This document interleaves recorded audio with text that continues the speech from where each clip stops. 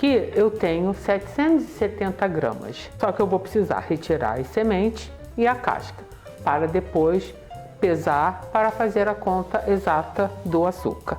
As sementes eu recomendo que você retire com uma colher que é mole, mole, fácil, fácil.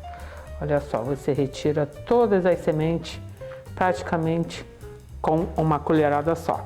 E agora eu vou retirar a casca e cortar em cubinhos para ajudar no cozimento. Eu cortei o melão em cubinhos bem pequenininhos, que é para ajudar no cozimento. E eu pesei. Aqui deram 640 gramas. Como normalmente eu gosto de usar metade da quantidade de açúcar, eu pesei 320 gramas de açúcar. Eu estou usando o açúcar demerara. Você pode usar o açúcar branco, o açúcar refinado, o açúcar impalpável de confeiteiro ou mesmo o açúcar mascavo. Agora lembre-se que se você usar o açúcar mascavo, ele pode tingir a sua geleia toda de marrom. Se você não se incomodar com isso, você pode usar. Bom, então vamos colocar aqui os cubinhos do melão.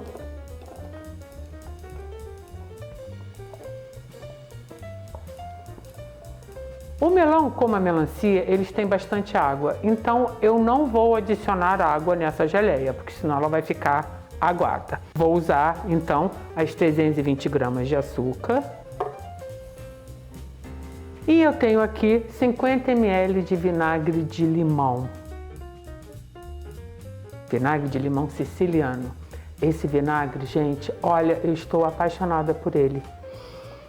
Porque ele tem um aroma divino, super delicado. O sabor dele é dos deuses.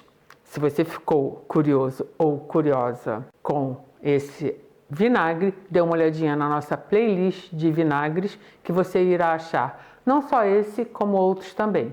Então, 50 ml de vinagre de limão siciliano, mas você pode usar qualquer outro tipo de vinagre ou mesmo suco de limão. E para dar mais sabor a essa geleia, eu vou colocar um pedaço de gengibre, mais ou menos do tamanho do meu polegar.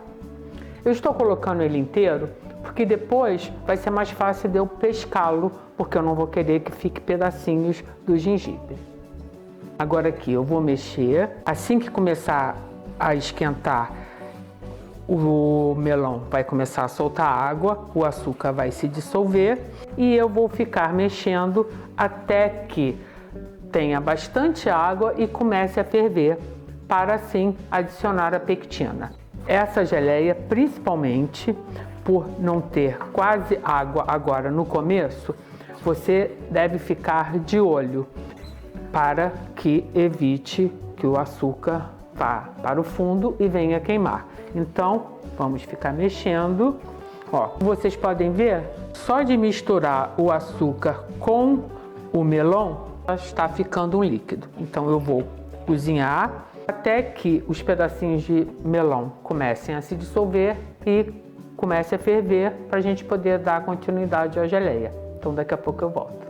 Agora que os pedacinhos de melão praticamente já se dissolveram, como vocês podem ver, existem só alguns, esses que ficam mais perto da casca, que eles eram mais durinhos. Temos já uma calda bem boa e o gengibre, ele está bem macio. Olha só, se eu apertar, então o que eu vou fazer? Eu posso pescá-lo, porque ele já fez o trabalho dele, aromatizou a minha geleia. E agora então eu vou adicionar 120 ml de pectina de laranja. Você pode usar a pectina de maçã ou dar uma olhadinha na geleia de maracujá, fazer a pectina de maracujá. Caso você não queira fazer trabalho, você pode usar a pectina liofilizada que vende por aí, que é em pozinho. Vou dar uma mexidinha porque ela já ficou um tempo aqui e ela dá uma sedimentada. Vou colocar aqui. Vou misturar bem e o que eu vou fazer agora? Eu vou levar essa panela ali dentro da pia, que eu vou usar o meu mixer para processar tudo, para depois dar o ponto. Mas antes disso, eu quero dar uma dica para vocês. Eu falei já da geleia de maracujá. Eu fiz uma geleia de hibisco que, olha, foi um pedido também de uma seguidora e ficou com uma cor linda e muito saborosa. Dê uma olhadinha na nossa playlist conservas e geleias que você vai achar não só a de maracujá, como a de hibisco e outras também. Vou ali processar os pedacinhos que ainda estão aqui e daqui a pouco eu volto para mostrar para vocês o ponto que a geleia fica. Lembrando que, enquanto a geleia está quente, é difícil você dizer qual a textura que ela vai ficar depois que ela esfriar. Então, tem uns truquezinhos que eu vou ensinar para vocês o momento certo que você deve retirar a sua geleia do fogo e armazenar. Esse armazenamento é um capítulo à parte, porque ela na geladeira, você colocando num potinho de vidro bem limpinho, ela dura até um mês.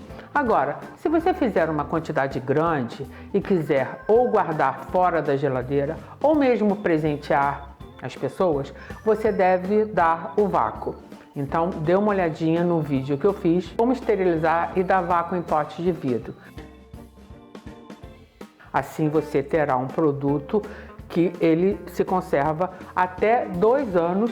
Na realidade, eu já tive geleias na época da fazenda que eu abri com 5 anos, elas estavam perfeitas. Mas para você comercializar, a Anvisa só permite que você coloque a validade por 2 anos. Então eu já volto para mostrar para vocês como é que essa geleia vai ficar. A geleia está no ponto que eu quero que ela fique. Só que eu quero falar uma coisinha para vocês. Como eu não gosto de usar muito açúcar e essa geleia tem muita água, o que ia acontecer? Ela ia ficar tempão no fogo. Eu adicionei mais 40 ml de pectina de laranja. Ela ficou exatamente na textura que eu quero que ela fique quando esfrie. Os indícios, a quantidade de bolhas, ela está borbulhando bem. E quando eu mexo, ela não está mais tão líquida, ela já está bem cremosinha. Olha só, você sente até uns barulhinhos de bolha no fundo. E se eu colocar as costas da colher por um tempo na geleia e virar, olha como é que as costas da colher ficam cobertas com a geleia e ela não escorre. Então, o outro teste é o seguinte: se eu passar o meu dedo e fizer um caminho, esse caminho não vai se juntar. Só que eu estou esperando esfriar um pouquinho porque está quente pra caramba. Bom, vamos lá. Olha só. E ela também não escorre do meu dedo. Nem conto para vocês como tá. Então agora eu vou desligar aqui e vou aguardar que ela esfrie completamente para mostrar para vocês exatamente a textura que ela vai ficar. Daqui a pouquinho eu volto. Agora que ela já esfriou, eu vou mostrar para vocês a textura que ela ficou. Eu vou provar com umas torradinhas de pão caseiro integral que eu fiz.